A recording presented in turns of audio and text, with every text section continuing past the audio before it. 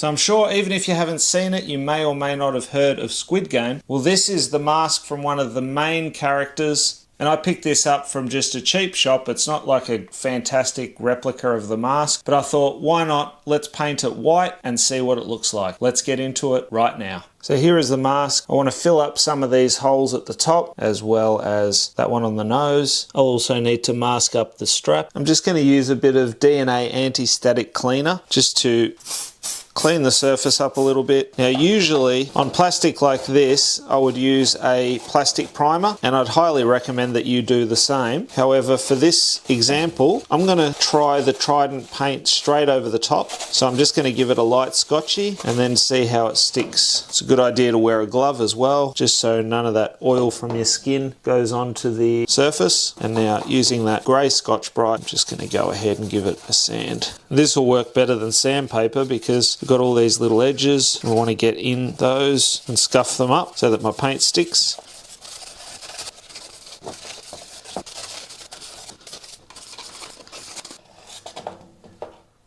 So as I zoom in, you can really see how scuffed that is now. So we've got a nice surface to work with. Hopefully the paint will stick nicely. And if you are going to go ahead and use a plastic primer, the ones that I've used, you don't need to sand the surface beforehand. What you need to do is generally just clean your surface, spray it on. The one that I used, in my case, you had to wait 20 minutes and then you can paint straight over the top. The 20 minutes is just to allow it all to activate. So really simple to use. Just check the directions on the label of whatever brand you're going to be using. Now once again, I'm going to use the anti-static cleaner, give this a clean, so just take off all that sanding dust. Now to fill these holes, I'm just going to use some body filler. What I'm going to do is just stick a couple of pieces of electrical tape on the back just to give it a bit of a base, otherwise my filler is just going to fall through. Just a little bit more cleaner. So what I want to do first is all of the areas that I've just filled, I want to spray them with a bit of black. And I'm just using black Trident paint. So I'm just going to slowly build that up.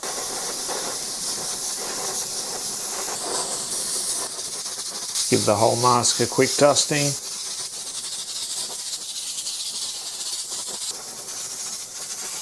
I'm going to add in some white. Go ahead and spray the whole thing white.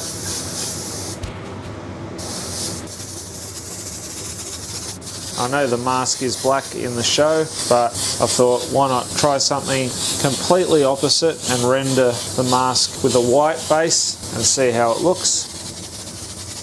It's either going to look really cool or I'm going to look really stupid for coming up with the idea. Haven't got much reducer in this at all, so I want good coverage. Don't mind if it goes on a bit thicker. You can hear I've got the extraction fan going for the obvious reason that this is creating a lot of overspray, so just sucking that out. Okay, because I want to give this mask a bit of a shimmer over the white, I'm going to use a bit of automotive base coat and I'm using a white pearl. So effectively this tone is pretty transparent. You can hardly see it go on, but it's just going to give the white a bit of a shimmer. So you want to watch your passes on this one. I try and keep them 50-50 overlap. Just dusting over the entire mask as even as possible, and then I'll check it under the lights. Just hit the inside of the nose a bit, some of the areas that I think I may have missed. And I'm kind of splitting the mask up in my head in sections. A lot of the time you can't see the effect of pearl until you clear it, or if you put it out in the sunlight. I don't know if you can spot this on camera, but it has a bit of a shimmer to it now, which is cool. Okay, so I'm using a transparent black. And I'm going to chase these lines.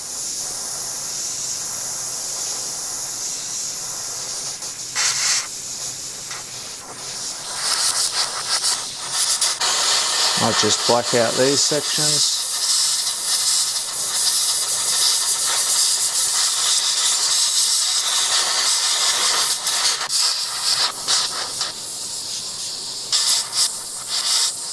So when you're doing a 3D object, you need to keep in mind that your overspray is going to travel, so you kind of got to angle the airbrush and be wary of where you're spraying.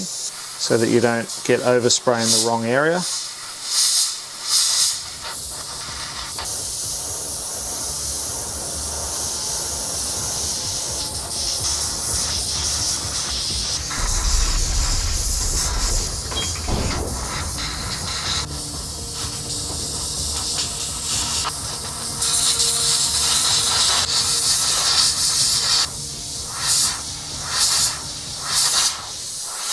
So this is the first time having a go at something that's 3D.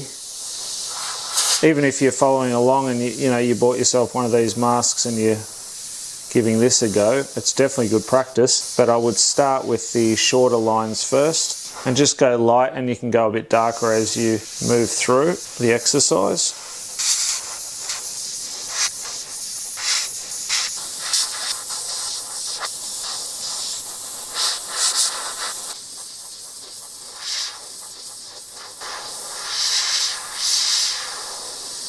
You see I stuffed up a little bit there, just work back over the top.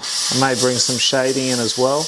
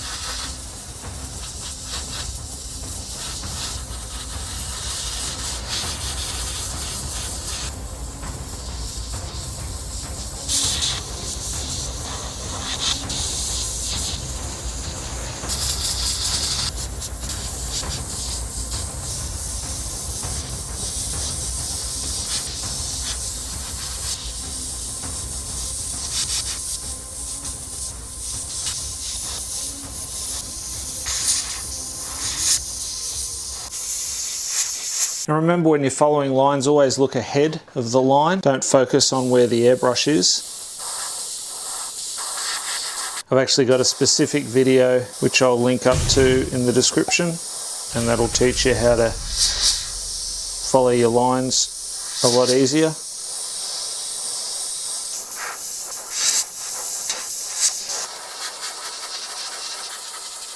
So what I've done now is just added a bit more reducer in the cup into the existing black mix that I've got. And what I want to do is just add a little bit of shading just to some of these areas to darken some of these bits off and then pop certain features out. So let's start in here.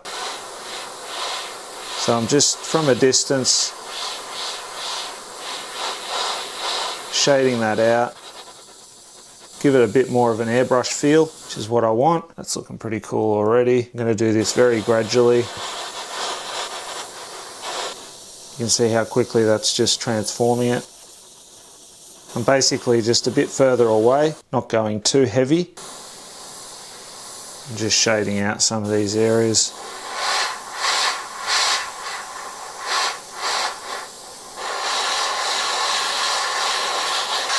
Whichever section you do, then do the same on the other side, just so that you don't forget a part and that it looks all uniformed.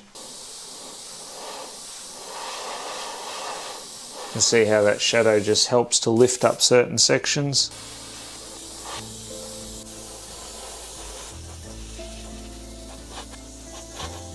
Really want to shade underneath here.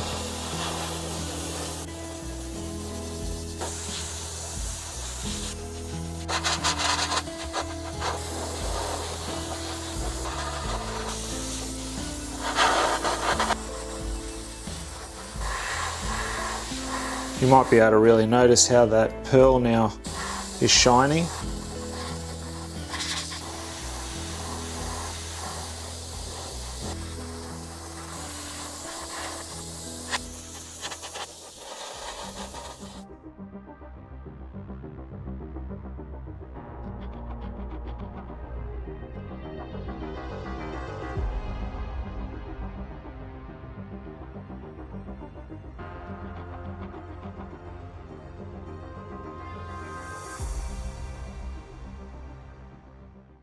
So to continue your learning, be sure to check out some of the other videos and playlists that I've got listed here. And until next time, go grab your airbrush, do some amazing artwork yourself, and I'll see you again very, very soon in the next video. Thanks for watching. Bye for now.